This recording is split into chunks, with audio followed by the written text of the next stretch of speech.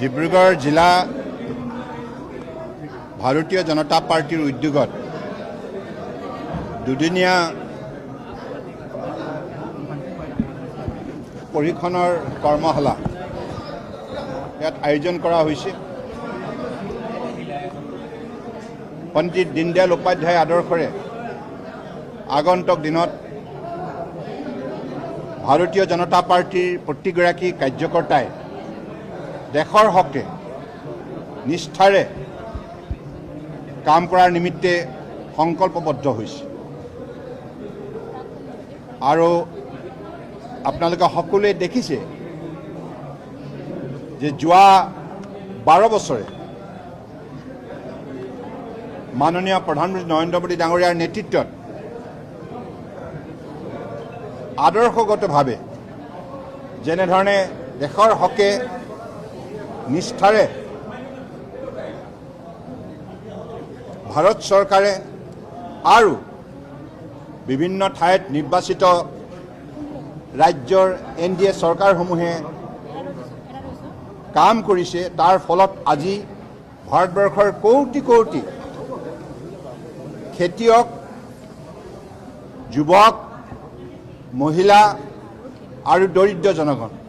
সকলো ইয়াৰ পৰা বিশেষভাৱে লাভান্বিত হৈছে। আৰু আটাইতকৈ গুৰুত্বপূৰ্ণ কথা, মহিলা সবলীকৰণ, যুৱক সবলীকৰণ আৰু খেতিয়কৰ উপাৰ্জন বৃদ্ধি, লগতে দৰিদ্ৰ জনগণৰ বাবে যিমানখিনি পৰিকল্পনা, নীতি আৰু আঁচনি হাতত লৈ নিষ্ঠাৰে ইয়াক ৰূপায়ণ কৰা হ'ল, তাৰ ফলত আজি ভাৰতবৰ্ষত ইমান কম সময়ৰ ভিতৰতে 25 কোটি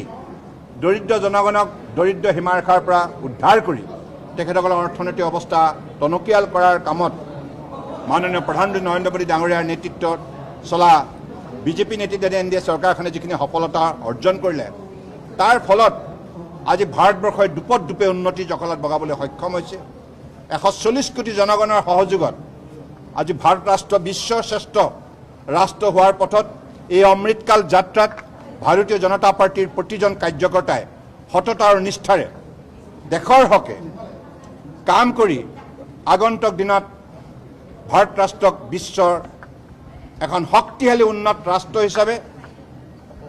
আৰু লগতে আত্মনিৰ্ভৰ ভাৰত হিচাপে গঢ় দিয়াৰ ক্ষেত্ৰত সকলোৱে